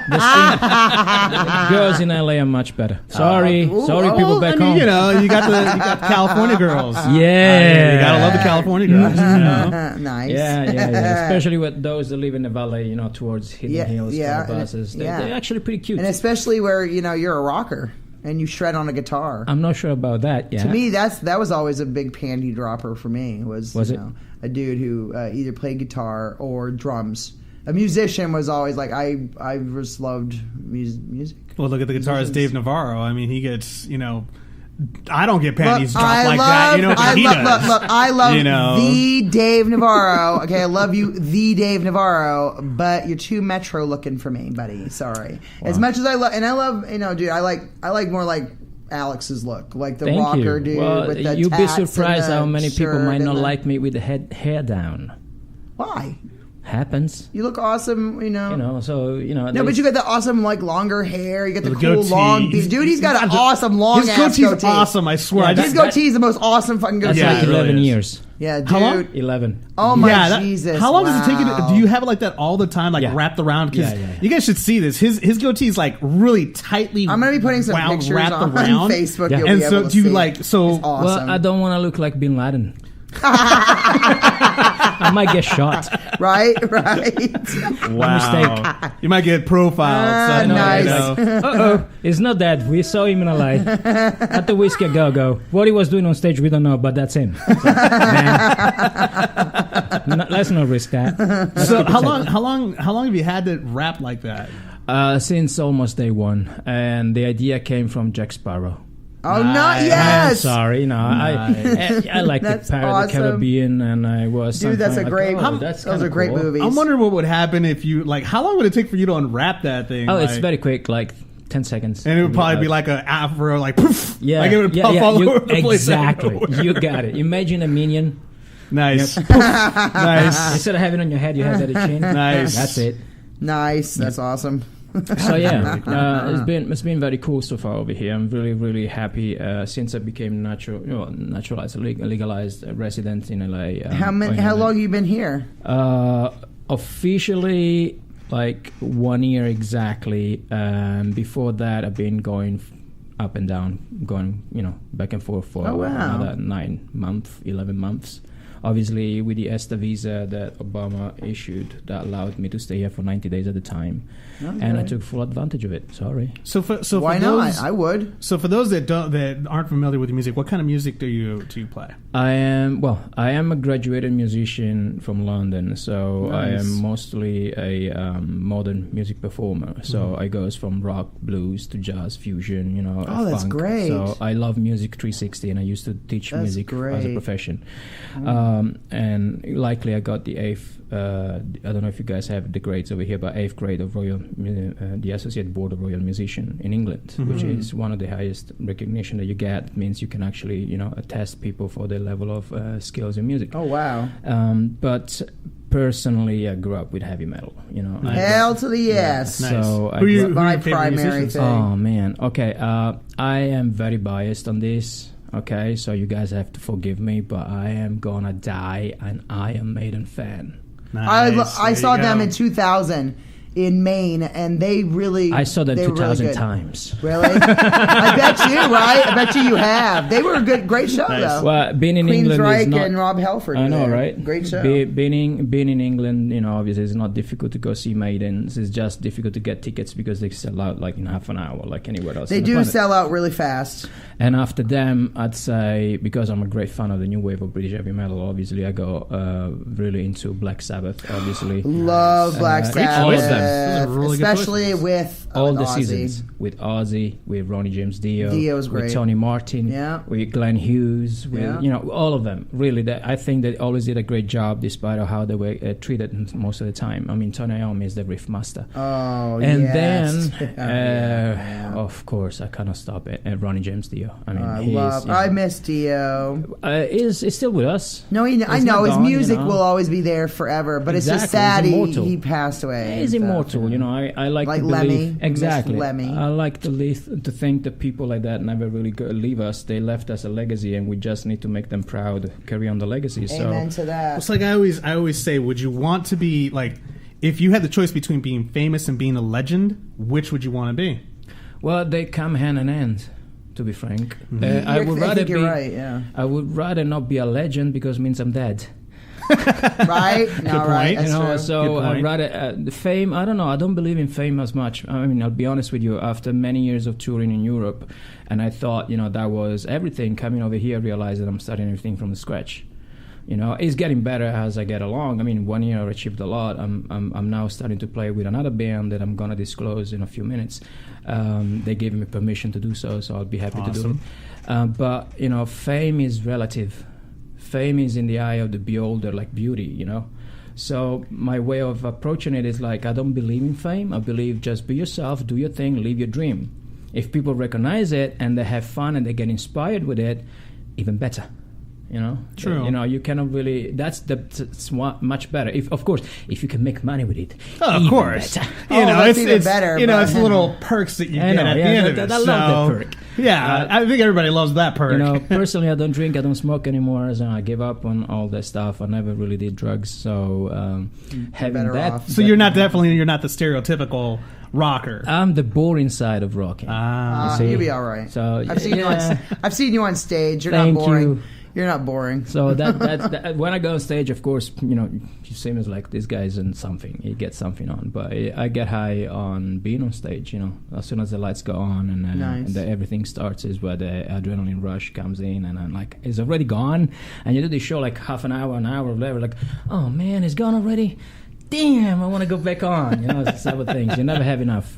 So, and I'm lucky because literally a week ago, 10 days top, I managed to pass an audition with a great band that I used to listen to when I was a teen.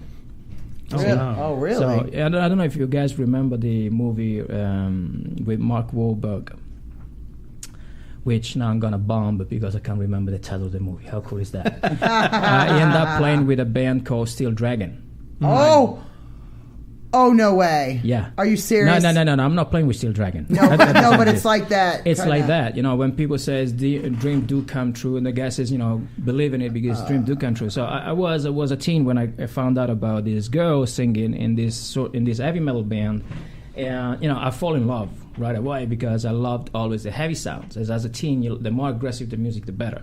So I was very influenced by, Venom, Bathory, all the extremist side of heavy metal, which, the image was quite scary, spooky, King Diamond and Merciful Fate. I'm the same way. I love all those guys. Hell yeah. Except, can we say German band? Oh, come on. Which one? Balls to the wall. Come on now. I love Destruction. So please, let's not talk bad about Destruction. Schmear is one of my best friends. Those are awesome. Nobody talks bad about Schmear. No, I love all that stuff. And Mike, I never smoked weed, but, with Mike, I would even smoke weed just for the sake of being with him. I never did it. I like the hardcore. I love those. I'm saying I love hardcore, like heavy metal, like what you're talking about. Exactly. I so love that stuff. as I grew up with that, I was listening to Warlock and Doro Pesh. Oh, God, I love them too. She's awesome. You have good taste in music. Thank you. One of the best female fronted band ever. And there was another one female fronted band that I fell in love right as soon as I found out about Doro Pesh, and that was Bitch. Another great one. Exactly. Do you like In This Moment?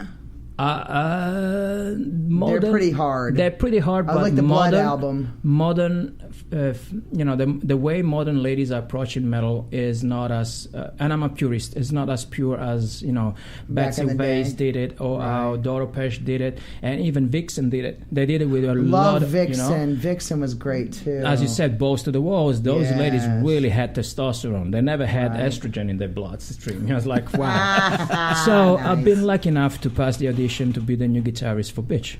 That's wonderful. Congratulations on that. Congratulations. And I went to the audition thinking, I'm basically playing the tunes that I used to listen in my bedroom at night. Isn't that awesome? And I'm like, I can't believe the dream now, man. I know, right? I'm like, I can't believe this. And I'm trying to be, they're probably listening right now. It's like, I'm trying to be serious. I'm trying to be composed and pro, right? It's like, I gotta be pro here, I'm like, my head, I'm doing the head dance. And your head, you're like, woohoo, doing cartwheels and just going nuts. You deserve it. Yeah, exactly. You deserve it, though. I've seen you on stage. I've seen you play. So I can honestly say that you could deserve that. That's very nice. So I can see you playing with Bitch. Betsy, that's the awesome name of a band too, Bitch. Kick ass. Come on. Betsy and Angelo, the bass player, and Randy, the drummer. They've been kind enough to say, "Hey, do you want the job then?" Exactly how it happened in the movie with Mark Wahlberg. I'm like, I'm having a Mark Wahlberg moment right now. This is great. Well, it's that name though. That name. It's like if people don't know who the band is, you're like, oh, who are you going to be performing with? Bitch. If you're talking to a woman, she'll be like, what you call me? No. The band's called Bitch. The band's called Bitch. Wait a minute, what you call me? Yeah, exactly. That would be something, that would be really like, you got to be careful who you talk to. I know, right? Like, no, I'm not calling you that. No, seriously, the name of the band is Bitch. Right? Come on now. You'd be surprised. I try to stay away from use the F word and any swear word much. So I always refer it as a band with a lady called Betsy and her band is called Bitch. so that makes it much more polite. There you go. But that's me. That's the way I talk. Smart way to do it. You're just so nice. You're too cool. Yeah. You guys are too cool. And by the way, thank you for having me over. That's very No problem. Thank you for coming. Yeah, ever since I saw you guys, I was like, I got to have those guys on my damn show. Yeah, well, next time I'll make sure that my other guy, Tommy Delaney, comes in because he is the talkative one, you see. Tommy, yeah. Well, you're doing a good job too, man. You're doing an awesome job. Yeah, and you seem very relaxed and just at home, man. I like that. And my other question was, so the music that, again, these are for people that aren't familiar with the music. Yes. Do you have German? Like, is it in German? Is it in English? No. We do everything in English. Actually, we're having fun with Angel City Rockers. We're having fun because obviously my accent is not proper American. It's not exactly English. It's got a mixed mash of everything, right? So we usually have with Tommy this situation when he goes, dude, your diction, your dictation is not right. I changed this and changed that. I'm like, okay.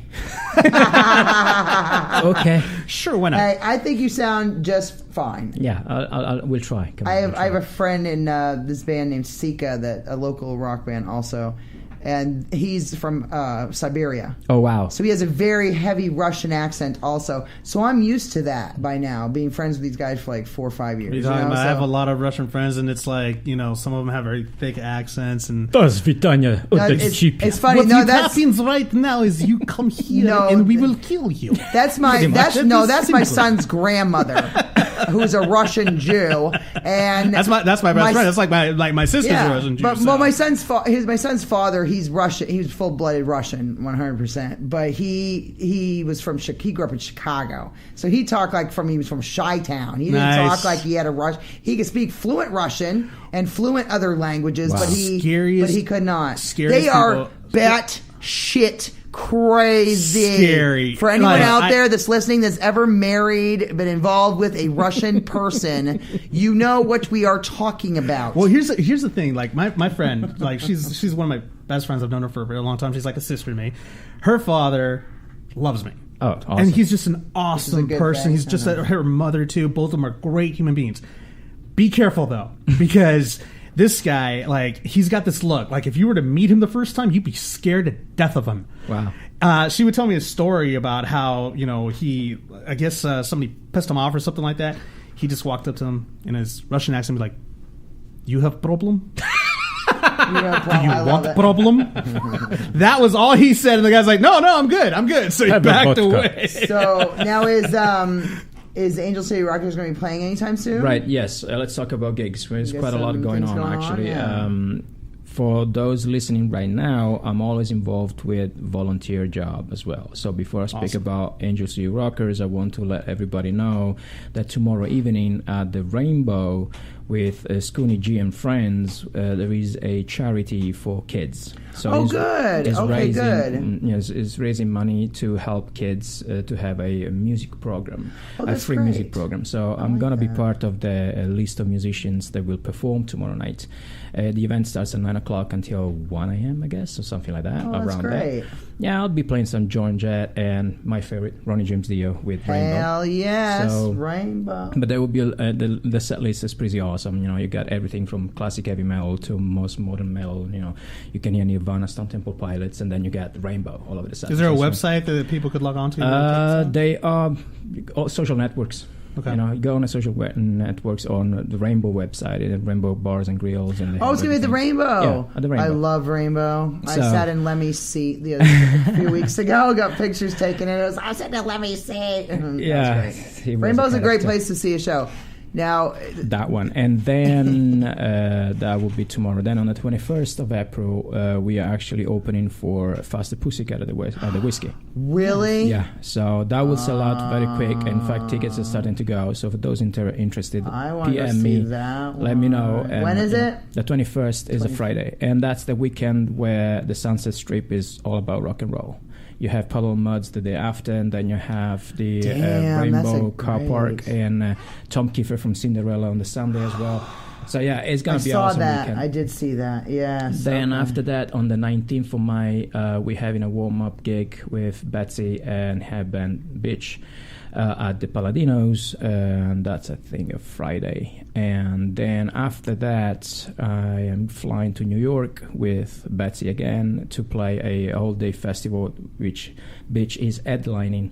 Nice. In Brooklyn. Yeah, I saw the theater. I'm so looking forward because it's going to be super awesome. Oh, you're going to have a good time. Oh, yeah. And, they kindly organized everything. So the flight is sorted, the accommodation is sorted, and paid gig as well, which is, hey, fantastic. That's always a good thing. Paid gig, we love that. Like I said, money's always great. I know, right? And then on the 23rd of June, I'm back with Angel City Rockers, and we're opening for Stephen Pierce.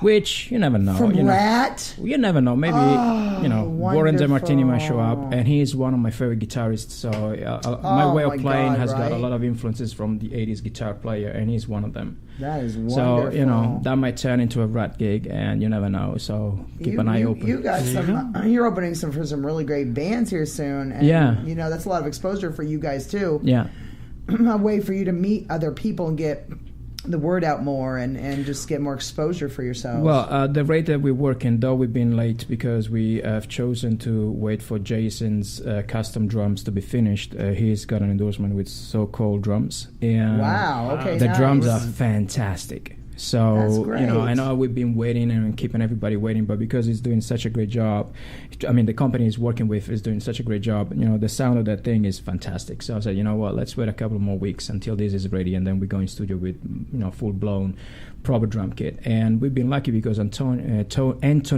Tiny Bizio offered his studio, we have a good deal with Tiny, and the boom room are fantastic. We went there to test a little bit, and the sound is perfect. So I'm like, you know what? People need to wait. Yep. Wow. 2 weeks more. Make them wait. And the good thing is that once we have everything sorted, within the month of April, should be finished. Before the June gig, we will release the album. Oh, that's great. And that will be a special release for a limited number of people. So not everybody will have it, because my aim is to send everything in Europe. And my links are in Europe. I've been released in Europe. I've been released in Japan. So you know who should get a copy of that, and that should be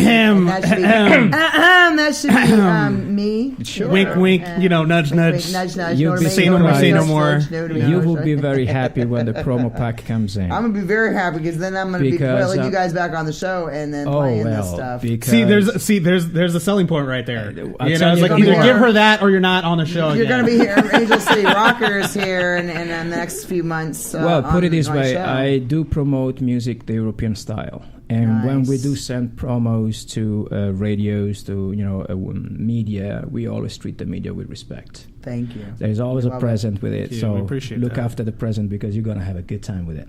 Oh, and that goes with the music, because when you listen to music, you have to have something to compensate with it. And plus, I'll be throwing my own concerts and events within the next year or so. That'd be great. And I would love to have you guys play at my shows. Just let us know. We'll be there. I would be so honored. You remember the Wayne's World 2 when he was putting on a big concert? Yes, and was scared, right? That is why. But that is where I got my inspiration from, because I figured I've had a radio show. I've been on the radio for 5 years, and now I have my own thing here, and I really want to take that to the next level. And I want to start throwing my own concerts and events.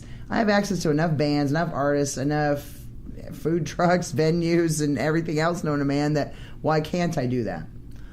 Why not? It's just like Wayne just went and did it. He just did it, and I love it. Well, he was scared that bands would not show up, and the British manager goes, "Don't worry, mate. The band will show up. They will show up." And guess who shows up? They showed up. Aerosmith, right? So you call the devil will show. There we go.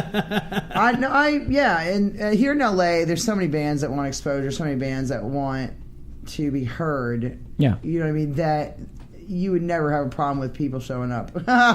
Well, they all want to play, they all want to be on stage, they all want to do their thing. So that would never be a problem here. What I would maybe say, a band like Aerosmith, maybe. But what I would say about it is there are loads of bands around, but I respect a lot of bands that do things originally.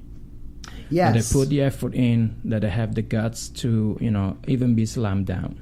When I first came out with my music, and that was in Europe, and one of my main bands is called Upgut, is extreme metal.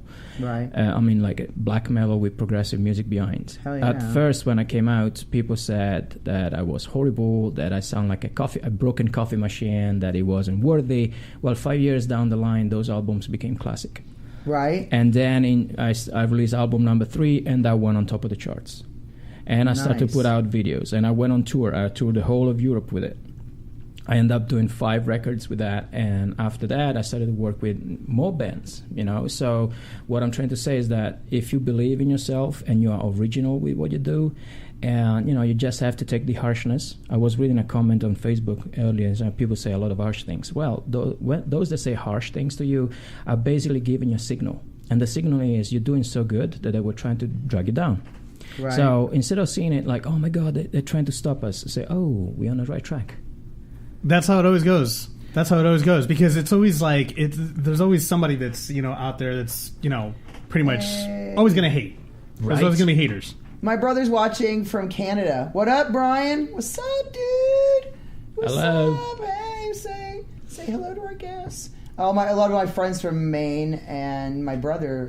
It's awesome. My brother's watching from Canada. Rock on, dude. Yeah, I got people from England actually that I checked on the phone today. They're listening awesome. In England, that's always nice. I'm boring. I'm from LA, so everybody I know is listening in here. Are you an original Los Angelian? Yes. I'm very rare. Wow. Oh my God, guys! Somebody was actually born here. This is a moment. It's a rarity. It's a rarity. Yeah, I was born and raised here. She's from Lancaster. I was yet to meet a person born and bred from LA. God, it's like I'm famous now. Nice to meet you. There you go. Nice to meet you. Yeah, we're a rare breed. We're a rare breed. Everybody's from the East Coast. Or East Coast, or from Florida, or from Texas, or from they're just What up, Jason Hill from Maine? It's a melting pot. Oh, I like that. Jason Hill from Maine says, "Hey, hello, Jason Hill." He is a radio DJ in Maine.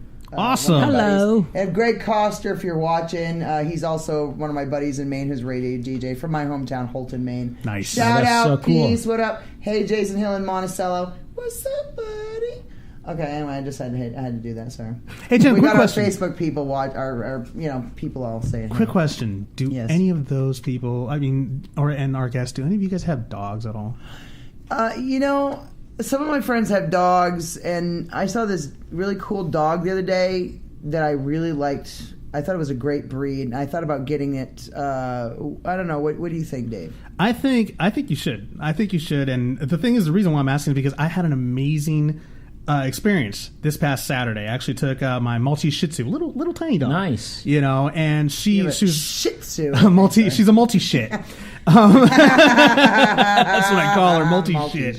And I took her to the place called B Elegant System Grooming. Yes. I took her there. It's on 1602 Victory Boulevard in Glendale, California. Ooh. And they did an absolutely amazing job on her. Like, they cut her hair, they defleed her, they did everything because she needed a poor thing. Like, it's been a while since I've taken her there. They did an amazing job there. Right, like, everybody's been like seeing her. She looks like a brand new puppy. She came out of there like with a big smile on her face, everything. So like a model. Yeah, like a model. And so I would definitely recommend people to go to B Elegant System Grooming. Again, it's 1602 Victory Boulevard in Glendale, California. Numbers 818-241-0260. Definitely go check them out. They're amazing. And do you have a dog? Well, I personally don't, but I do. I cannot have one. Unfortunately, where I live, I'm not allowed to have Screw pets. that. Yeah, I know, right? Sneak them in. Well, I like big dogs. Get a little teeny. Oh, I was about to say, big get a little dogs. teeny tiny one. Little ones are actually pretty good, but you know what? It's ironic.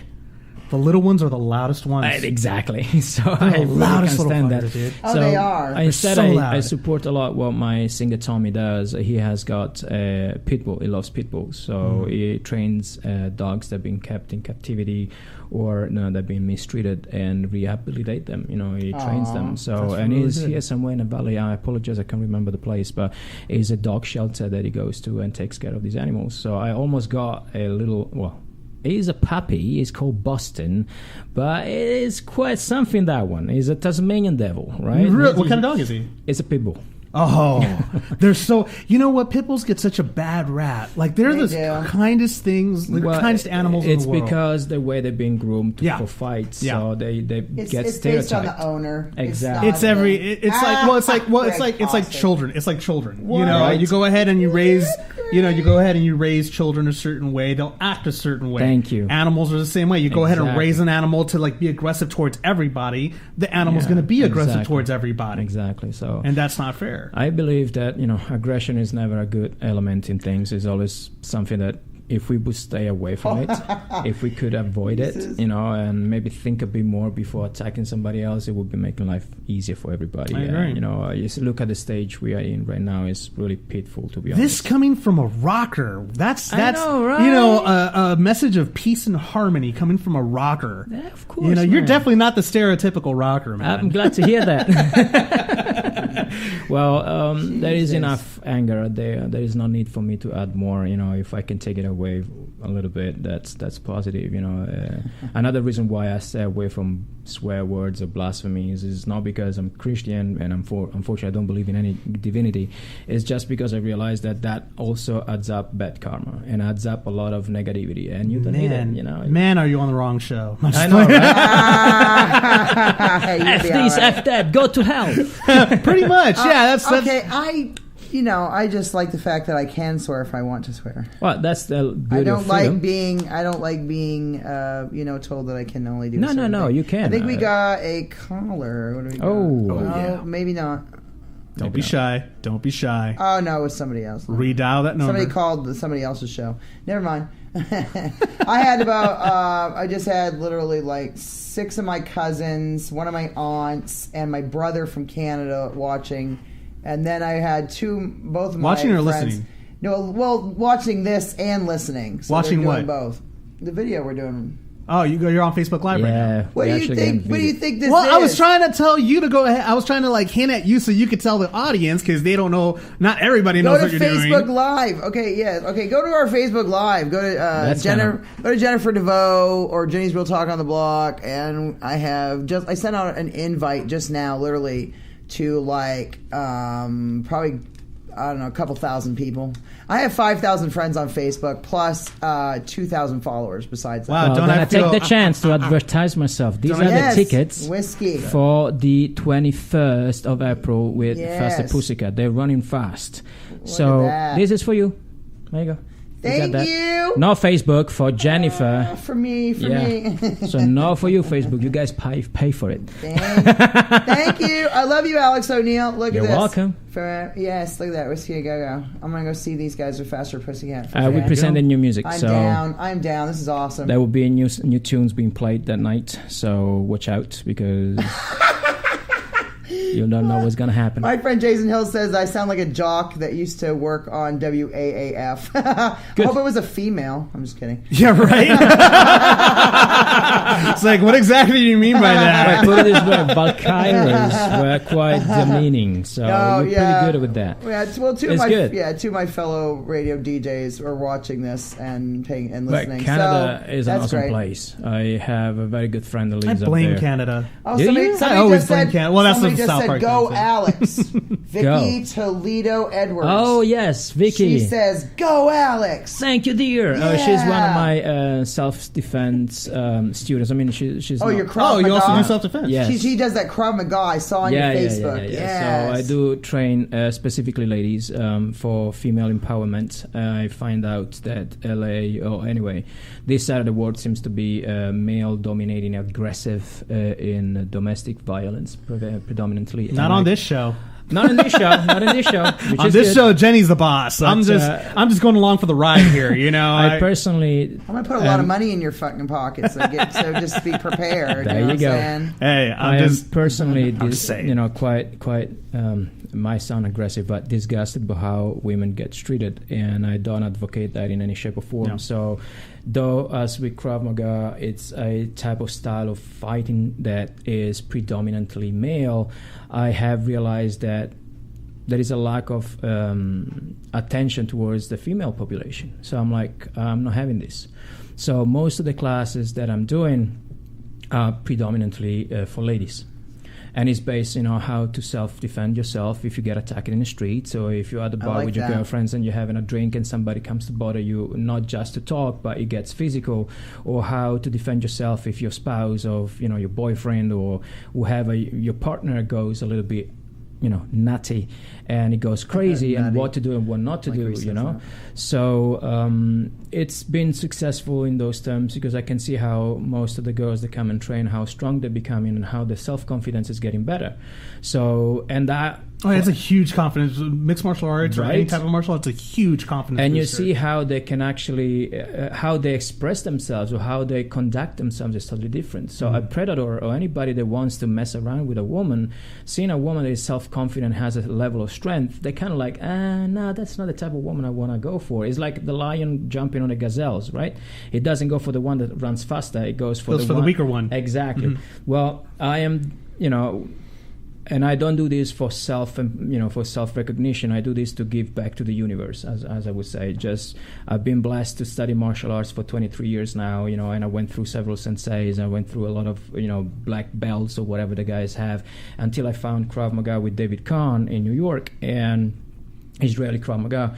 And it was fantastic because, it's part of my heritage. I'm Jewish. So it was nice. It was nice to realize that we have something that we can share with the world besides just being labeled. So, and I'm not going political here or racist in any shape or form, I swear. But, I thought, how can I use these martial arts to benefit and not just make money with it? Right. And ladies empowerment or weak people empowerment, and a woman that can defend herself, beside the fact that she looks sexier. Yeah, I agree with that. And I'm totally straightforward. No, you're right about that. Because look at these. There's a lot of MMA, Misha Tate, Ronda Rousey, and you have all these mixed martial arts that are super hot. And because they're confident. So I'm like, what can I do to contribute to that? And teaching Israeli Krav Maga for these ladies is one of the things that I do beside music and acting. So I'm like, okay. And it's just so much fun. It's a great workout. Yeah. Because I used to do mixed martial arts. Yeah. So I used to do Kempo Jiu-Jitsu, Bojuka. Yeah. Those are, it's just like, and I miss it so much. I miss it immensely. Like, I miss not doing it because it just gives you, like you said, it's a sense of empowerment and confidence that you build, that know that if you go out, no one's gonna, like, even if you were in a situation where something might happen, you'll be able to defend yourself. You can handle correctly. It. Exactly. Exactly. So, but it just sucks because there are, like, in anything, there's always a bad apple. There's always somebody that's going to go ahead and use what they know to impress his friends. It's intoxication. People get intoxicated for a reason or another, and I'm not judging with their life. They can do whatever they want, but unfortunately, some of them, they cannot control the level of intoxication until they become quite silly. And why ruin somebody else's night? Because... Or even, sometimes it's not even intoxication. Sometimes it's just a jerk. Sometimes it's just an asshole that's like, you know what? I'm like a badass in this. I could beat your ass. Dude, really? Like, where are we, in the third grade? An advice for that, don't go to the wrong neighborhood. Yeah. Well, you'd be surprised at the right neighborhoods, how many right neighborhoods that happens as well. Definitely don't come down where I live with that kind of crap. Yeah, right. Because you're going to get your ass beat. It happens. I live downtown L.A., man. That ain't no shit. You talking about I live in Glendale? Wow, you're going to go through a lot of traffic going back home. You lived in Glendale? I lived in Glendale, too. We ain't going to get in there. Yeah, we're really not going to go into that one. I was there for a year, man. No, so what do you guys have to say for who lives in Sherman Oaks? Sherman Oaks is awesome. Thank you. It's a wonderful place. Not just because LA Talk Radio is located in Sherman Oaks, California, as is Alex O'Neill from Angel City Rockers. And but you're listening to Jenny's Real Talk on the Block. We're having a great time. If you guys want to call in, those listening, that was creepy as fuck. 323-203-0815 is 323-203-0815. Don't be shy. You can call in. And I'm talking to... We'll show you ours if you show us yours. I'm talking on the phone. The phone. I'm talking to all my listeners and my friends and people out there in Radio Land and people that are watching me right now here on Jenny's Real Talk on the Block on LA Talk Radio Channel 1. Not just go listen to us, but here, watch us on Facebook Live. But call into the show right now if you would like to.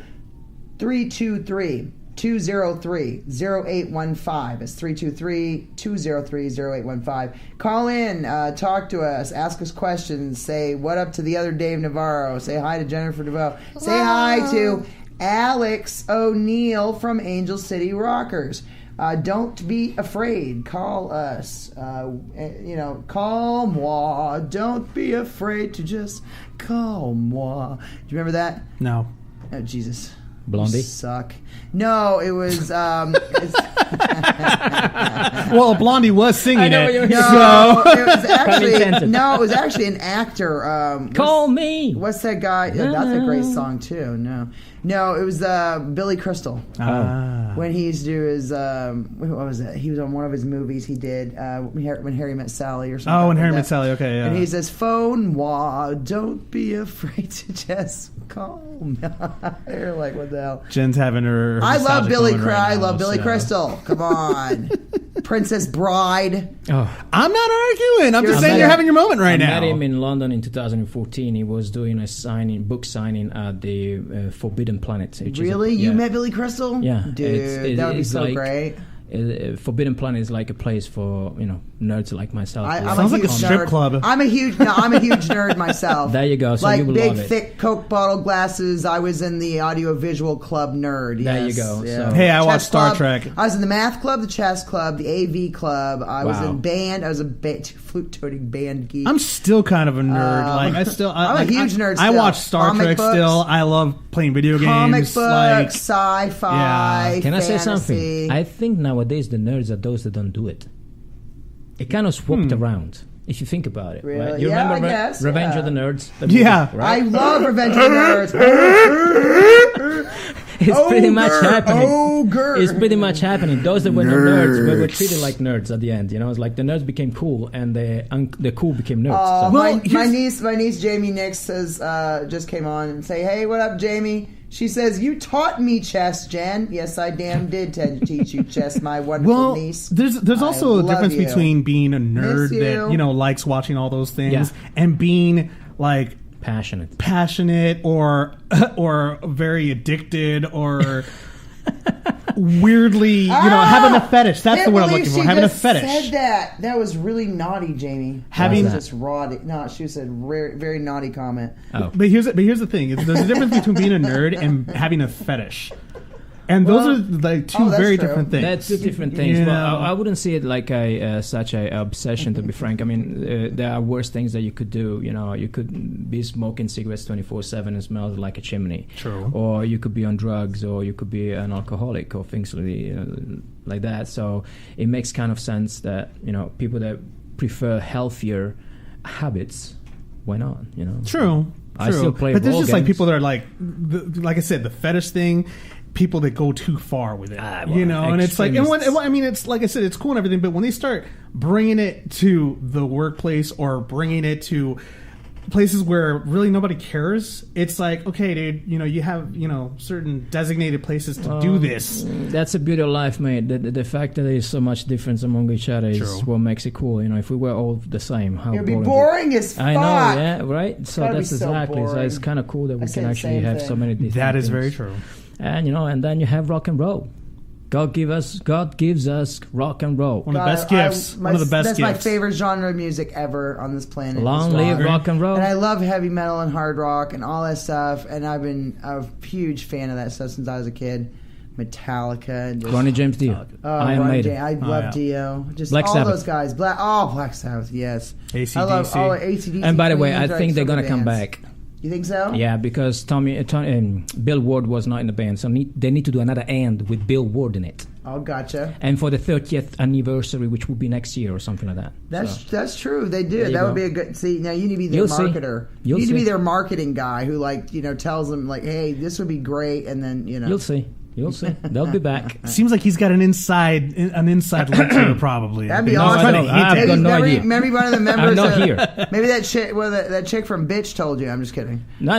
kidding. We don't know. I swear that I'm name's just going to kidding. throw I'm me being off funny. every day. I'm being funny. Anyway, Come on, guys. Come to the live shows. Bitch is a great band, and I wish you luck with that. And Thank you. I'm very proud of you for accomplishing that. Well, thanks to them. They could have said no. I mean, no, that's true. But I've personally myself have seen you on stage. Thank you. So I know what you are capable of, and I don't say this about just anybody. And I wouldn't have just anybody on my show either. Oh, that's I don't care how much they goddamn paid me. I don't care. I'm one of those people. I'm a real person. That's why my show is called Jenny's Real Talk on the Block. I like people who are really doing something and are, playing their music or acting, whatever it is that they're doing, and they really want to be successful at it. And I see that you guys have that potential, and it's great that you have other projects too, where you're going to be working with Bitch and stuff. And it's great that here in LA you can work with more than one band. Yeah. And not be locked down to just one thing. So I mean, it's good that you're doing this, and you're gonna be opening for some really awesome bands soon. Like Pastor Pussycat. And what did you say? You said Tom Kiefer's going to be at this new thing coming up. It will be on a Sunday. Yeah, that's great. After that, we'll be with Stephen Pearcy. See, Stephen Pearcy from Rat. I love Rat. I saw them. It was 2000 or 2001. I saw them in Maine. Really great show. They played with Brittany Fox. Yeah. They played with. What was it? Vince Neil was the headliner, but it wasn't them. It wasn't Motley Crue, but it was him. Yeah. But still, it was great. And Brittany Fox and Stephen Pearcy. Warrant. Warrant was there. I was like, oh shit. This is before he died. I love you, Janie. Sorry you passed. That sucks. But I'm just saying he lived a hard life. But it's great that we can have these experiences living here in LA. LA is fantastic. People don't understand it probably. Who lives over here might not see it, and this is the message I send everybody: is that LA is amazing for the music scene. There is so much going on, and even though people say, "Oh, it's gone," I come from outside. I've been here only 1 year. So. Well, you've been listening to Alex O'Neill and the other Dave Navarro. Next week we got Quest Cross. Yes, next week. And Jennifer DeVoe. And you've been listening to Jenny's Real Talk on the Block, LA Channel 1. Check us out next week, every Wednesday, 3 to 4 p.m. Pacific Standard Time on LA Talk Radio, Channel 1.